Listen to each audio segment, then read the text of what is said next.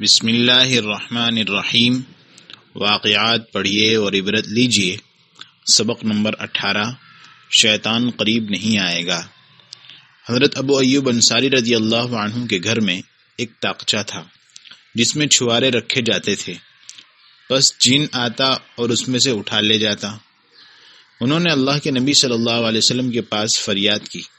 آپ نے فرمایا کہ جب تم اس کو دیکھو تو یوں کہنا، بسم اللہ عجیبی رسول اللہ۔ چنانچہ انہوں نے اس کو پکڑا اور قسم لی کہ آئندہ نہیں آئے گا، اور اسی طرح 3 مرتبہ ہوتا رہا کہ وعدہ کرتا پھر بھی آتا۔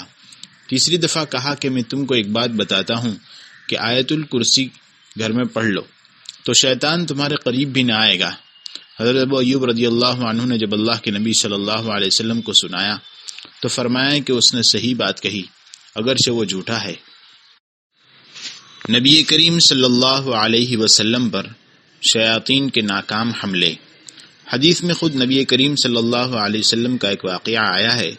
حضرت ابو طیاح کہتے ہیں کہ میں نے حضرت عبد الرحمن بن حبیش رضی اللہ عنہ سے، جو کہ بہت بوڑھے تھے، پوچھا کہ کیا آپ نے رسول اللہ صلی اللہ علیہ وسلم کو دیکھا ہے؟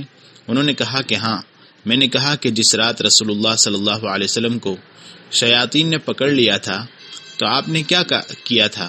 انہوں نے کہا کہ شیاطین وادیوں سے اللہ کے رسول صلی اللہ علیہ وسلم کی طرف آئے اور آپ پر پہاڑ کو ڈھکیل دیا، اور ایک شیطان کے ساتھ آگ کا ایک شعلہ تھا، اس نے آپ کو جلانے کا ارادہ کیا۔ آپ صلی اللہ علیہ وسلم ڈر گئے اور پیچھے کی طرف ہٹ گئے۔ اتنے میں جبرائیل علیہ السلام حاضر ہوئے اور کہا کہ اے محمد پڑھیے۔ آپ نے کہا کہ کیا پڑھوں؟ کہا کہ یہ پڑھیے۔ جب آپ نے یہ پڑھا تو شیاطین کی وہ آگ بجھ گئی اور اللہ نے ان کو ناکامی دے دی۔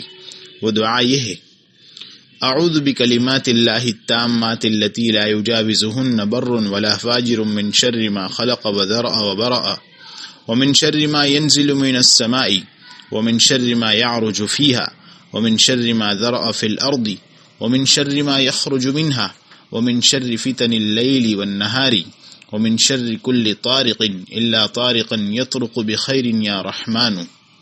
میں اللہ کے کلمات کے ذریعے جن سے کوئی نیک یا برا آگے نہیں جا سکتا پناہ پکڑتا ہوں، ہر اس چیز کے شر سے جس کو اس نے پیدا کیا، وجود دیا اور پھیلایا ہے، اور اس چیز کے شر سے جو آسمان سے نازل ہوتی ہے، اور اس سے جو اس میں چڑھتی ہے، اور اس سے جو زمین میں پھیلتی ہے، اور اس سے جو اس سے نکلتی ہے، اور اس رات و دن کے فتنوں کے شر سے بھی، اور ہر رات میں آنے والے کے شر سے بھی، سوائے اس کے جو خیر لے کر آئے، اے رحمان۔